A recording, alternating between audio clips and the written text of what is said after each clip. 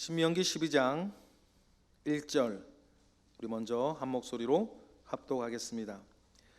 내 조상의 하나님 여호와께서 내게 주셔서 차지하게 하신 땅에서 너희가 평생에 행할 규례와 법도는 이러하니라.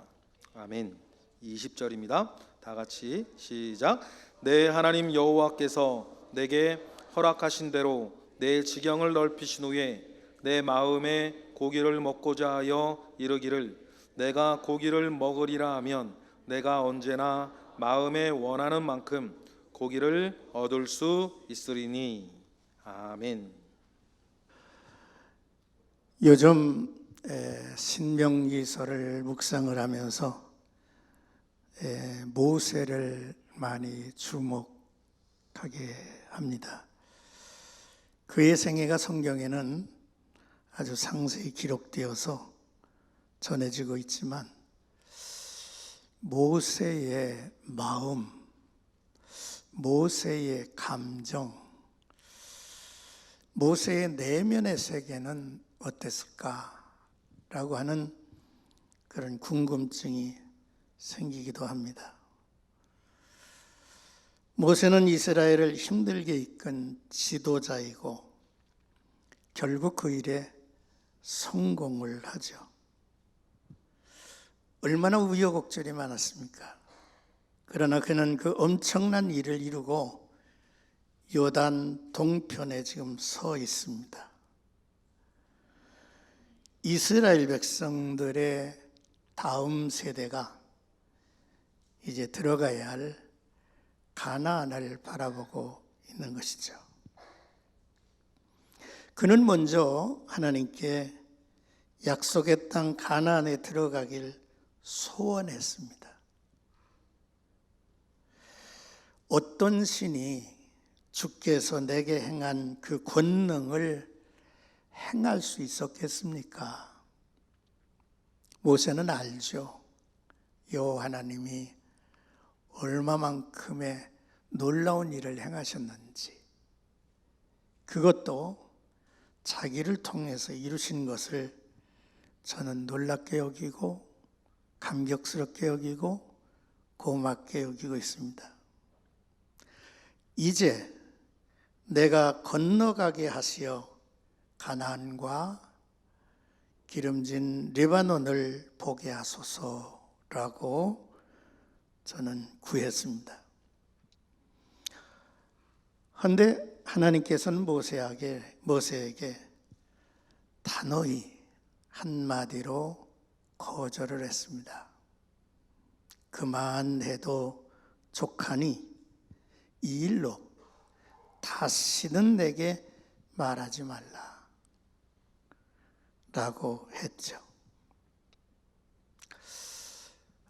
하나님께서 모세를 향해서 이러한 단호한 이제 답변은 모세로 하여금 어떤 충격이 있었을까?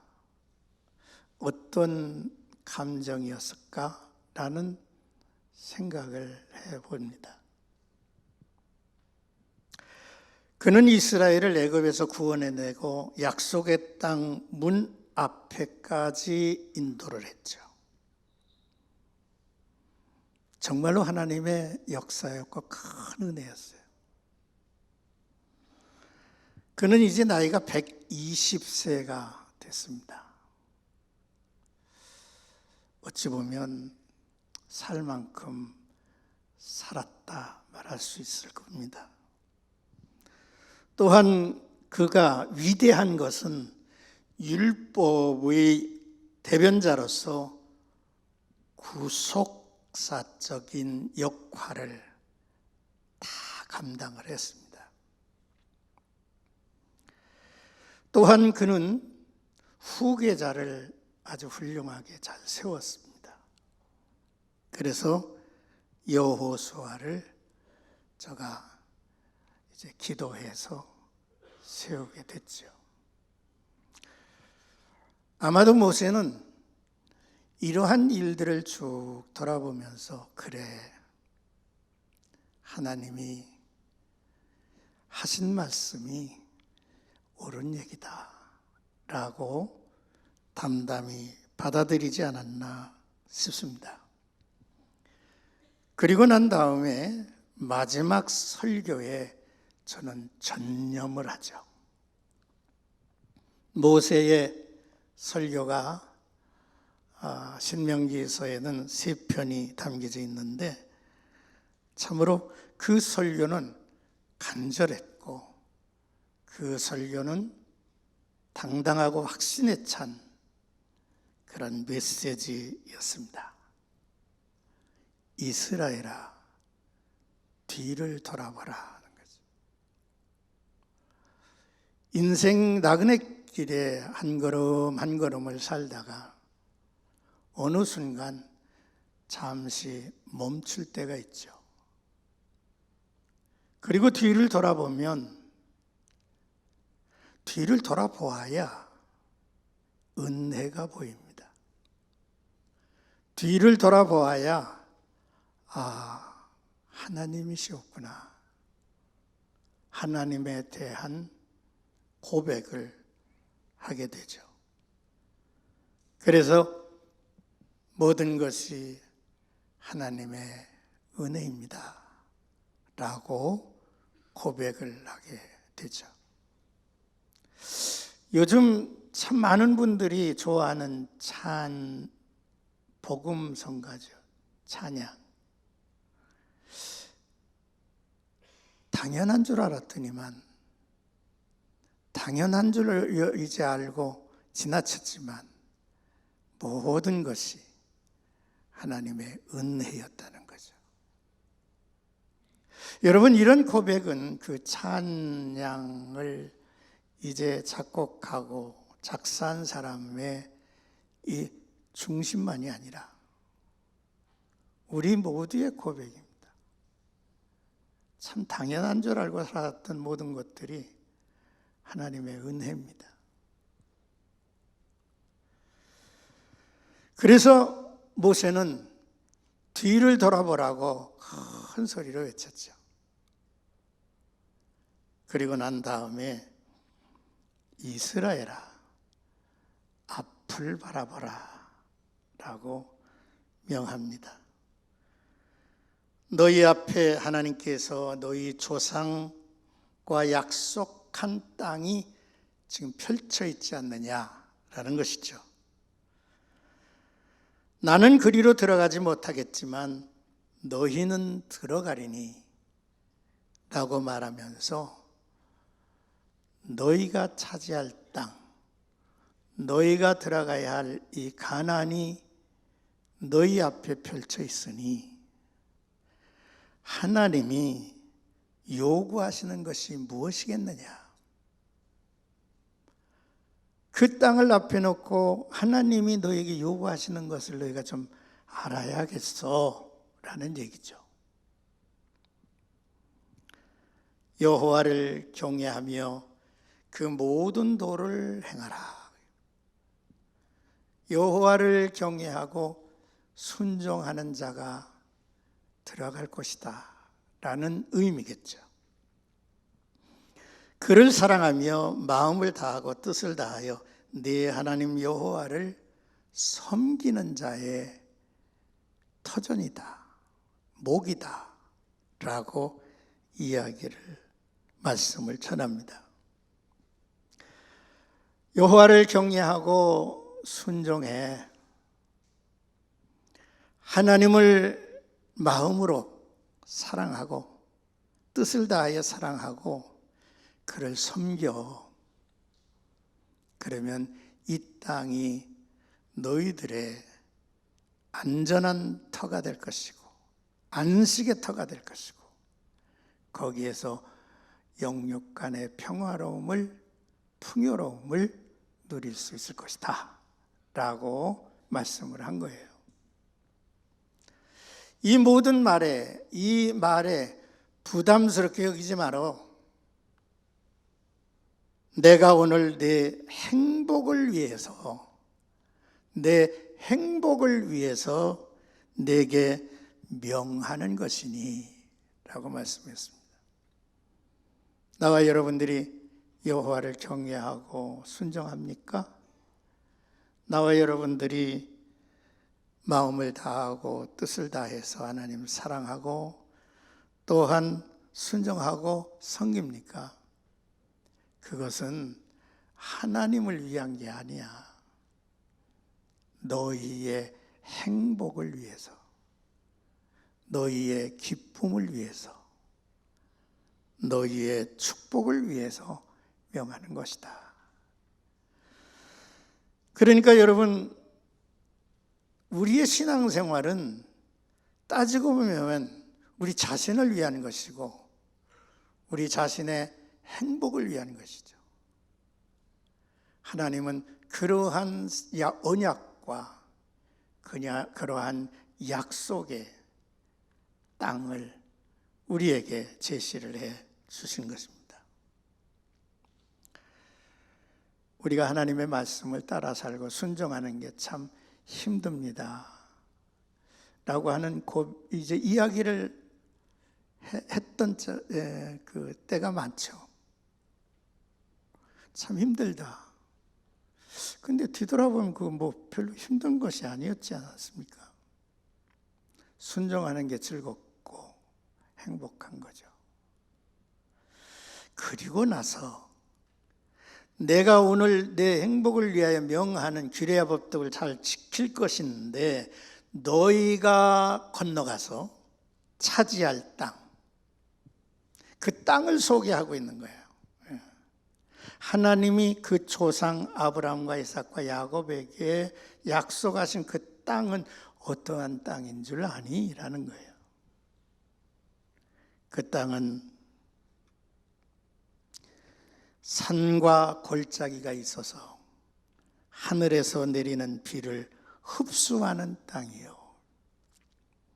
하늘에서 내리는 비를 하나도 흘러보내지 아니하고 온전히 흡수한대요.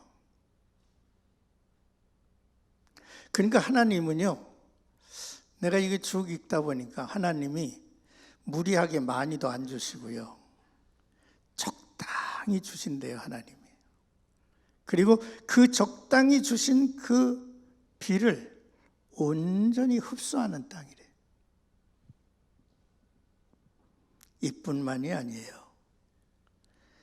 여호와께서 돌봐주시는 이 땅은 연초부터 연말까지 내 하나님 여호와의 눈이 항상 그 위에 있느니라.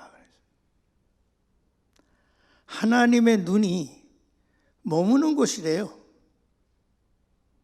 항상 연초 연말은 처음부터 끝까지 하나님이 이렇게 내려다보고 계시는 땅이라는 거죠. 여러분, 우리가 지금 신명기 11장에서의 이야기를 지금 나누고 있는 것입니다. 항상 그 위에 있느니라. 내가 오늘 너에게 명하는 거, 하나님이 요구하신 그 말씀, 하나님의 말씀 청종하고 너희 하나님 여호와 사랑하여 마음을 다하고 뜻을 다하여 섬기면 너희 땅에 이른 비와 늦은 비를 적당하게 내려주실 것이다. 그래 한번 받아보실래요? 이른 비와 늦은 비를 적당한 때에 내리시리니. 너무 많이 내려도 곤란하지 않아요? 적당하게 내리신대요. 때에 적합하게. 그러니 여러분 보십시오. 이렇게 하나님께서 저들에게 약속한 땅, 그 땅을 이렇게 하나님이 돌보시고 축복하시는데 그곳에 하나님의 풍요로움이, 하나님의 곡식과 포도주와 기름이 넘쳐 흐를 것임이 분명하죠.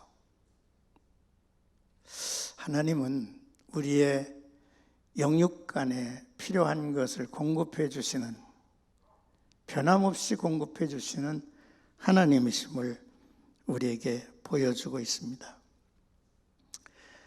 너희가 지금 아직 이제 이 안식과 기업에 아직은 이르지 못했지만 너희가 과연 하나님을 경외하고 순종하고 사랑하고 섬기면 이 땅은 너희 것이야, 너희를 위해서 준비한 것이야 라고 말씀을 하고 있는 것입니다. 그런데 정말로 하나님은 늘 염려와 걱정을 달고 사시는 아버지이시고 또 우리의 육신의 부모와도 같습니다. 왜냐하면 광야 40년 동안 그들이 얼마나 지친 걸음, 고달픈 걸음으로 광야를 돌았겠습니까? 그들이 힘들고 어렵고 실패하고 죄짓고 할 때마다 죄짓고 회개하고 용서받고 회복되고 이러한 일들이 계속되었지만은 그들이 오히려 당하는 어려움과 위기는 그들로 하여금 하나님에게 전폭적으로 부탁하고 그를 부르짖는 기회가 됐을 것입니다. 그런데 이제는 약속의 땅에서는 그렇지를 않아요. 넓은 그러한 이제 땅을 저들이 얻습니다. 그것도 한 곳에 모여서 이제 그 중심으로 해서 진영을 빼곡하게 이렇게 이제 텐트를 치고 거주하는 게 아니라 넓은 지역을 기업으로 여기서 멀리 넉넉한 그러한 이제 토지를 그리고 경작에 필요한 농지를 저들은 받게 될 것이라는 거죠. 그때에 너희가 경계하여야 할 그런 말씀을 이제 해주고 있는 것이죠. 여러분, 우리 환경이 어떠하든지 간에 하나님이 하늘의 보고를 여시면 축복이 땅이 될 줄로 믿습니다. 사실 여러분 가나안 그저 뭡니까? 그 예루살렘, 이스라엘을 한번 가보신 분들은 이 얘기 아마 동일하게 할 거예요. 참 삭막하다. 기름진 곳은 몇 군데 안 돼요. 그런데 거기 가보면 그 조그만 땅, 강원도보다 조금 넓대죠. 그 조그만 땅에 사막도 있고요. 아주 험난한 광야도 있고요. 산과 골짜기도 있고요. 세상에 저 꼭대기에서 내려오는데 미국의 그랜드 캐년 같은 곳이 쫙 눈에 보이는 거예요. 그 조그만 땅. 그래서 선교사가 이런 얘기를 해요. 이스라엘은 지구, 온 지구를 이 압축해서 여기다가 만들어 놓은 것 같다라고 얘기를 하는 거죠. 그런데 그렇게 삭막한 땅에 하늘의 보고를 열면 그 땅이 젖과 꿀이 흐르는 땅이 된다는 거죠. 이것이 우리가 소망하는 축복의 삶이고 우리가 바라는 영원한 하늘나라가 되는 것이죠. 그렇습니다. 제가 몇 년 전인지는 모르지만 시카고에 가서 한 장로님의 도움으로 여행을 했어요. 하루. 그때 일리노이 주 청사가 있는 곳에 거기는 저 링컨 생가도 있고 좋습니다. 우리 한번 가보시자고. 그래서 우리 부부가 그 장로님의 인도로 갔어요. 1시간, 2시간, 3시간을 가도 목적지가 보이지 않아. 돌더라고요. 가는데 이 뭡니까? 언덕도 안 보여. 언덕도 황활한 대지예요. 호수가 하나 있나, 뭐 물을 가둬놓은 무슨 물은 저수용 그런 시설이 있나, 아무것도 없어요. 그 장로님이 얘기를 하더라고요. 목사님, 이곳이 가나안입니다. 그래요.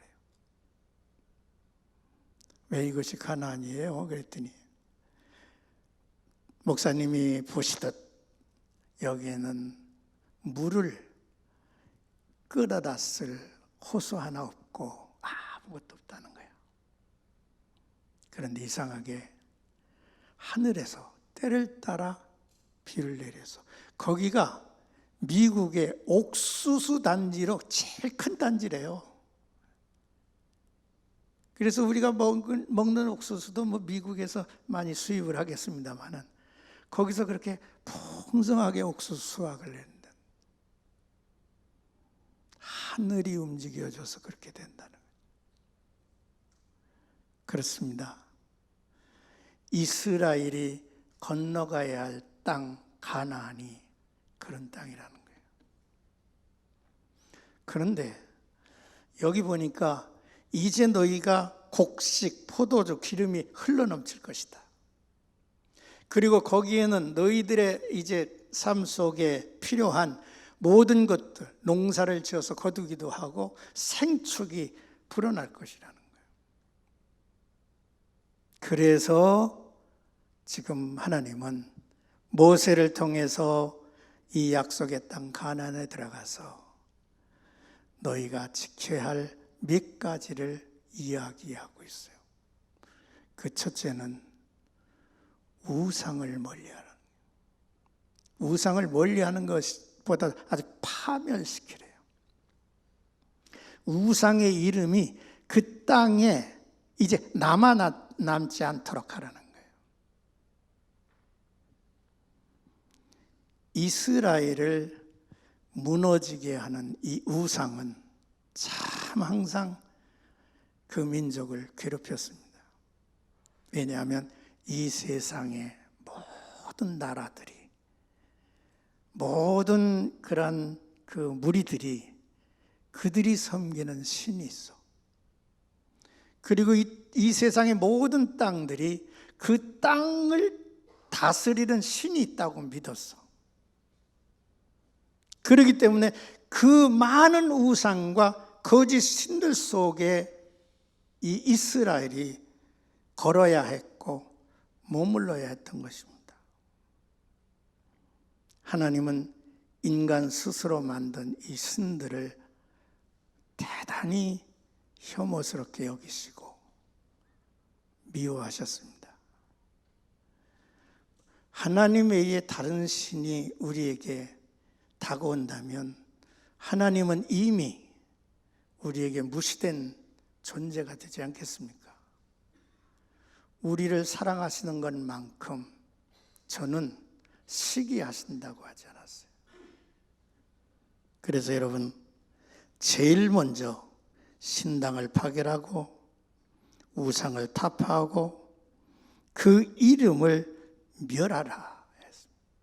요즘 여러분들이 신명기서를 읽으시면서 십계명을 지금 이제 우리 목사님이 계속 설교도 하시고 여러분들이 읽고 묵상을 하는데 제일 먼저가 뭡니까?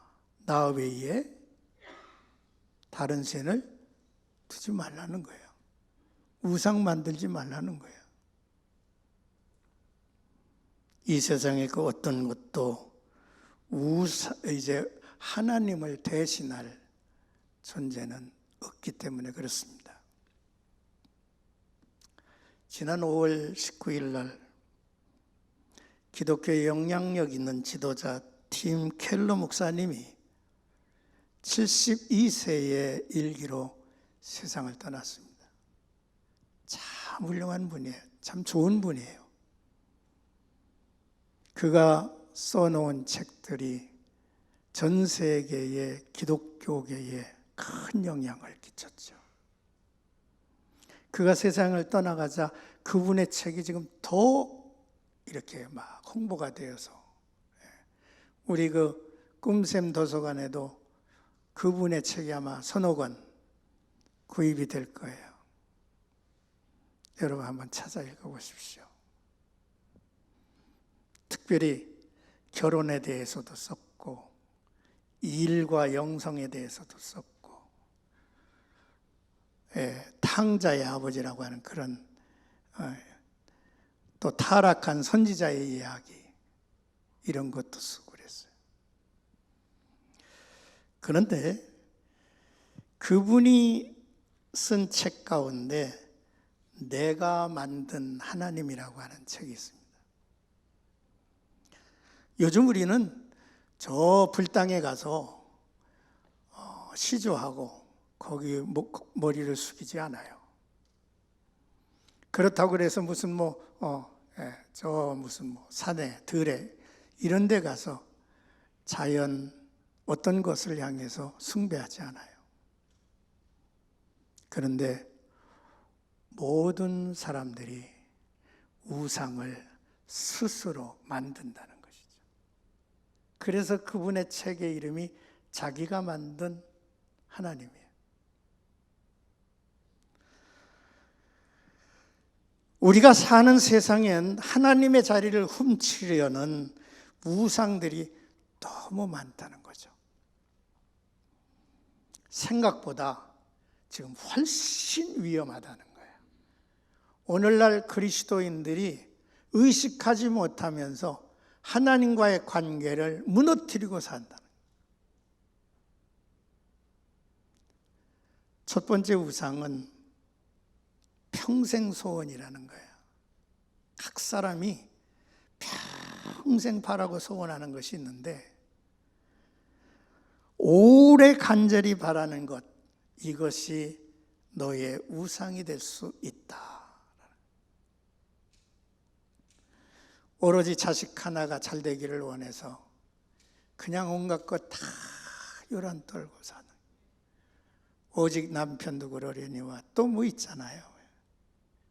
그런 거 하나 때문에 막 집중하면 그게 우상이 돼버린대. 둘째, 사랑이 우상이 된다는 거죠. 인간은 사랑에 속고 또한 속다가 환멸에 찬 노예가 돼버린다고 하죠. 그런 세 번째로 돈을 얘기하고 있습니다. 풍족한 소유, 또 넉넉한 소비로도 영혼의 헐벗음을 면치 못할 것이라는 거예요. 돈 많다고 해서 영혼이 풍요로우면 얼마나 좋겠습니까마는 물질이 많은 만큼 그 영혼은 헐벗어 있다고 하는 사실. 권력이 이제 성취를 얘기합니다. 성취. 여러분, 성공신화, 어떤 성공신화도 인간의 한계를 넘을 수 없다고 이 목사님은 지적하고 있습니다. 또한 권력을 얘기합니다. 권력의 의지는 두려움의 또 다른 얼굴이라고 하는 거죠. 뭔가를 내가 막 지위를 얻으면 그때부터 불안하잖아요.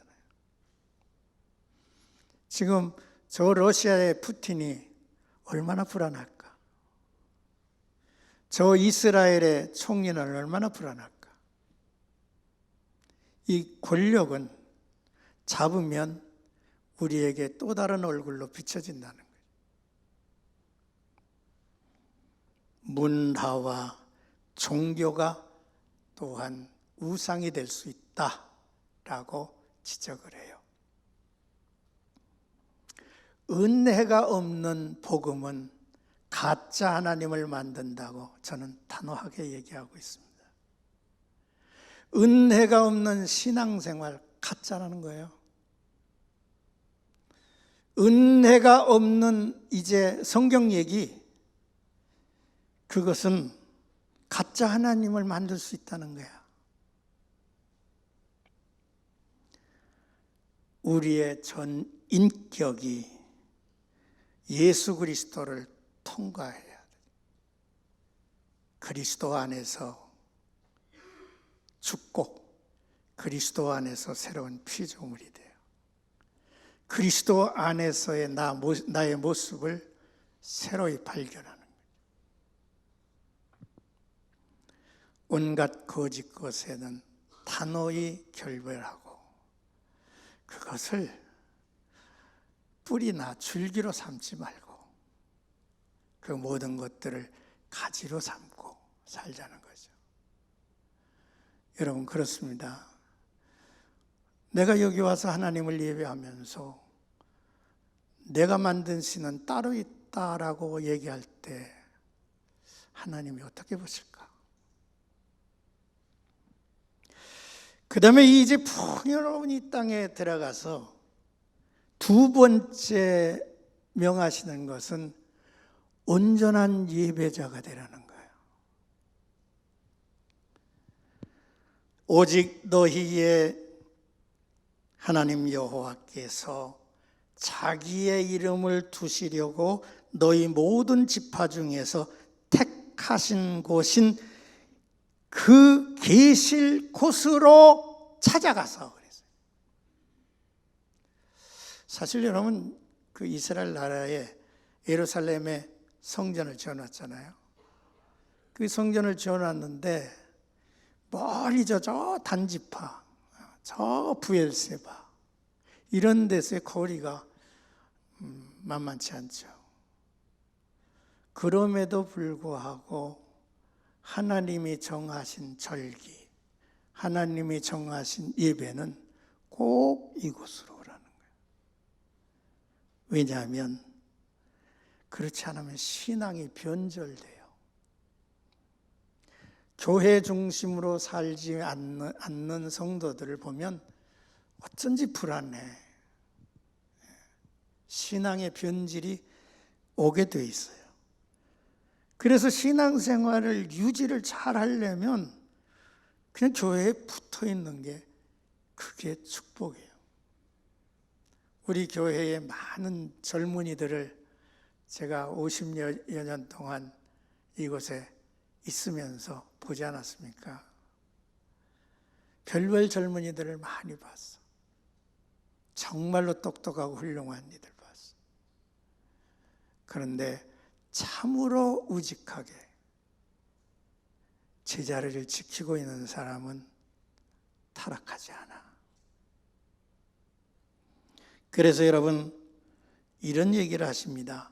너희의 번제와 제물과 11조와 거제와 서원제와 낙헌 예물과 소양의 처음 난 첫 것은 그리로 가져다가 하나님 앞에 드리라 그랬어요.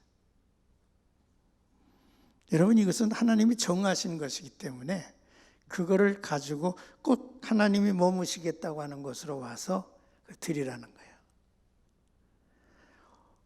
우리의 마음이 표현되는 것은 다른 것으로, 다른 거 없어요. 우리가 예배하는 것으로 표현이 돼. 우리의 마음에 사랑과 믿음과 사랑이 무엇으로 표현이 되나? 제물로 표현이 돼요. 이 제물이, 그 제물 자체가 뭐 이러고 저러고 뭐 따질 게 없어. 그 제물이 우리의 마음이야. 그래서 우리 하나님은 그것을 원하고 계십니다. 그래서 하나님 앞에 가져와서 하나님 앞에 드리면 제사장이 그걸 받아가지고 제물로 드리고 또 돌려주는 게 있어요. 돌려주는 것은 그것을 가지고 너와 너의 자녀들과 로비와 그리고 레위인들이 함께 그곳에서 먹을지니 그랬어요. 여러분, 예배는 너와 내 자녀들과 내 노비까지 그리고 거기에는 레위인 함께 어울려서 이제 먹으라. 그리고서 얘기를 합니다. 모든 일을 하나님이 내게 주신 기업 안에서 행한 모든 일에 즐거워할지니라 그랬어요. 그러니까 이스라엘 백성들은요, 이제 앞으로 하나님이 주신 기업에서 자기가 수고하고 땀 흘리고 애쓴 모든 일을 즐거워하라는 거야. 그게 하나님의 은혜라는 거야. 여러분들이 하루하루의 삶 속에서, 하루하루의 현장에서, 가정에서, 일터에서 내가 하던 모든 일을 즐거워하래. 감사하래. 여러분, 감사가 있어야 모든 게 마무리가 되더라고. 믿으십니까? 예. 모든 일에 감사해요. 감사해요. 힘들어도 감사하고. 이제 감사절이 이제 얼마 남지 않았는데, 감사절만 불러 그 노래는. 모든 것 감사하고, 장미꽃 가시도 감사. 이건 꼭 감사절만 불러. 매일매일 감사하세요. 힘들어도 감사하고 어려워도 감사하고. 이래서 이스라엘 백성들이 이제 그 지경이 넓은 땅에 이렇게 이제 머물 때에 모든 게 막 풍요롭잖아요. 풍요로운데 거기에서 너희들이 꼭 지켜야 할 거, 우상은 절대로 안 돼. 그리고 너희들은 정한 곳에서 예배를 통해서 너희가 하나님과의 관계와 또한 사귐이 잘 이루어질 것이라고 말씀을 합니다. 여러분, 성도들의 불신이 어디서 오는지 아십니까? 하나님의 존재를 믿지 않아서 불신이 오는 거 아니야. 하나님과의 관계가 소원해졌어. 그래서 불신이 와. 또 하나님과의 사귐이 깊이 이루어지지 않아. 그러니까 불신이 와.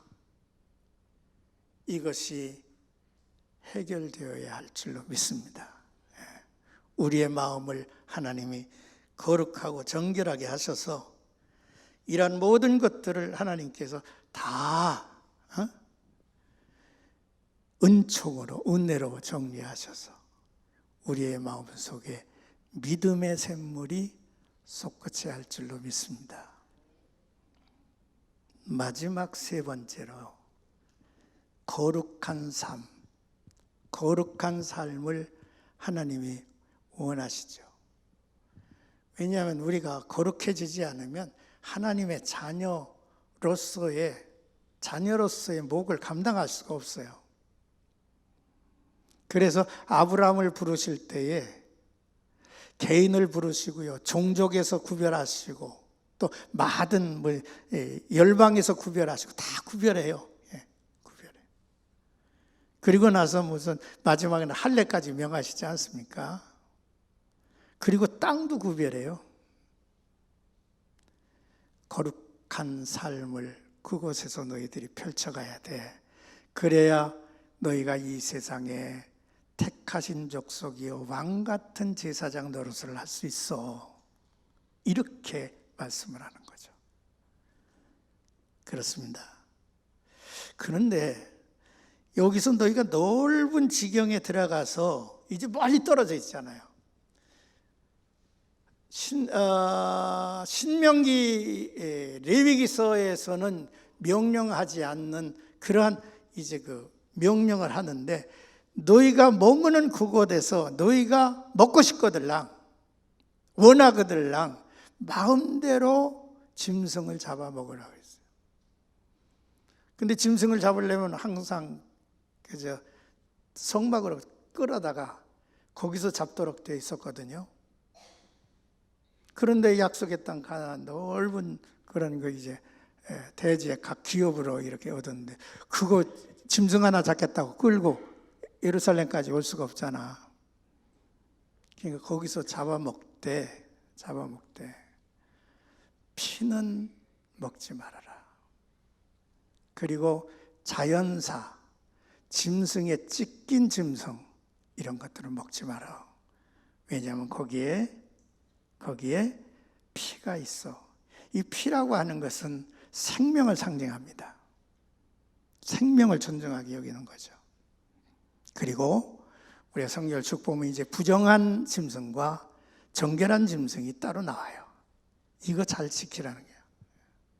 그렇다면 왜 율법을 얘기하고 제사를 얘기하고 나서 바로 먹을 것을 하나님께서 주제로 삼으셨는가에 대해서 우리는 주목하게 됩니다.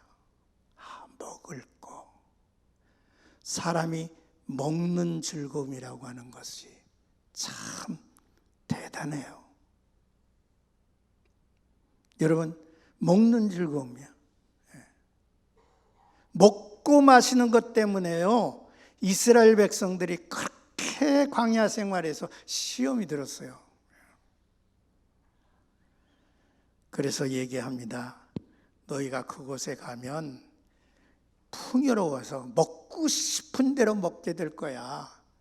그러나 탐식에 빠지지 마라. 탐식은 죄악이니라 그랬어요. 요즘 우리 사회가 먹는 일에 얼마나 온 나라의 백성들의 관심이 먹는 것에 집중이 되어 있어요. TV 틀어보십시오. 매일같이 먹는 거예요. 각 채널마다 그냥. 가끔 그거 보다가 나도 모르게 침이 줄줄줄 흘려. 사람이 먹는 즐거움이 없으면 죽는다잖아요. 그렇잖아. 그러니까 그게 얼마나 우리 사람에게 중요한 것인가를 말해주고 있죠. 그런데요, 이 탐식이라고 하는 것은 정욕의 어머니라고 했어요. 죽음에 이르는 7가지 죄라고 하는 아주 고전이 있습니다. 그 책에 보면 탐식이라고 하는 죄가 죽음에 이르는 죄라고 그랬어요. 먹는 것에 너무 집착하지 않았으면 좋겠어요. 따라하십시다. 대충 먹고 살자. 그냥 맛집 찾아다니고 말이야. 꽉 찬 배에 허진 영혼이 되지 말자는 거예요. 그래서 성경은 육신의 정욕을 쫓고요. 그리고 우상숭배하고요. 그리고 난 다음에 배로 하나님을 삼는다 그랬어요. 나는 목회하면서 제가 굉장히 뚱뚱했잖아. 뚱뚱한 게 너무 미안해가지고요. 굉장히 고민 많이 했어요. 여러분, 우리가 이 세상을 사는 동안에 음식 때문에 죄짓지 않기를 바랍니다. 오늘날 많은 사람들을 보면 이 먹는 것으로 이 사회적 신분이 갈리고요. 그래서 누구와 어디서 먹느냐에 따라서 신분 계층이 달라져. 무엇을 먹느냐에 따라서 또 달라져. 여러분, 찰스 버기라고 하는 사람은 그런 얘기를 했어요. 교회가 먹거리판이 되지 않도록 해라. 이런 교훈들은 우리에게 매우 중요한 메시지를 담고 있다고 생각을 합니다. 오늘도 굶주린 영혼들이 이 세상에는 얼마나 많이 있는지. 돈 10,000원만 보내주면 어린 생명이 살아난다는데 그저 하루에 6,000~7,000원짜리 커피 한 잔 들고 아무런 부담 없이 먹는 게 오늘 우리들의 풍요로운 세상이 됐어요. 이제는 좀 더 생각하며 살 필요가 있다고 여겨집니다. 거룩한 삶을 위해서 한 가지 더, 정욕이에요. 정욕. 성욕은 하나님이 주신 선물이기도 하죠. 그래서 아담은 단수로 되어 있어요. 그런데 그 아담이요, 그 다음에 그 갈비뼈를 빼서 여자를 만들고요, 사람을 그들이라고 했어요. 그들. 그래서 남자와 여자가 하나가 되어서 단수를 만드는 거예요. 그래서 하나님은 그의 창조의 역사를 그렇게 설계한 것 같습니다. 그런데 자기의 욕망을 채우는 대상으로 이 성욕의 노예가 된다면 이것은 죽음에 이르는 병이 될 것이라고 말씀을 합니다. 이 정욕은요, 한도 끝도 없는 게 정욕이에요. 그래서 정욕은 타는 갈증에 바닷물을 퍼먹이는 것과 같다라고 말씀을 합니다. 성경에는요, 이 정욕의 실패에서 무너진 영혼들이 너무 많아. 다윗을 여러분 다 아시잖아요. 삼손을 아시지 않습니까? 다윗의 아들 이제 암논을 아시지 않습니까? 이 음란한 행위가 정욕에 무너진 영혼이 그 결국은 어떻게든 되었다고 하는 사실을 보여주고 있죠. 약속의 땅 가나안을 하나님은 여러분들에게 보여주셨습니다. 그리고 그 약속의 땅에서 한 산을 지적했어요. 산을 지적해서 이곳에서 복과 저주를 선포하라 그랬어요. 그 산은 그리심산과 에발산입니다. 복과 저주를 선포하라 그랬어요. 에덴 동산에서 선악과를 이제 이렇게 주신 것은 선과 악. 이것이 뭐냐면 이 귀한 축복들을 너에게 주었지만은 네가 선택해야 할 거야 라는 거예요. 약속의 땅에서 나와 여러분들은 그리심산의 복을 선택할 것인지 에발산의 저주를 선택할 것인지 이거는 너희의 몫이라 말씀을 하시는 겁니다. 오늘도 주신 말씀 여러분 기억하셔서 하나님이 약속하신 땅이 그 가나안이 얼마나 좋은 곳인가를 여러분들이 느끼는 것만큼이나 우리의 행복을 위해서 주님이 명하신 일을 잘 지켜 행하시는 나와 여러분들이 되시기를 주의 이름으로 축복합니다. 기도하겠습니다. 고마우신 하나님, 오늘 귀한 말씀을 통해서 우리 사랑하는 교우들이 약속의 땅을 저들이 차지하고 지경을 넓혀가면서 살아가는 아름다운 백성들이 되게 하시고 그곳에서 우리의 행복을 위하여 하나님의 말씀에 전적으로 순복하는 우리 모두가 되게 하소서.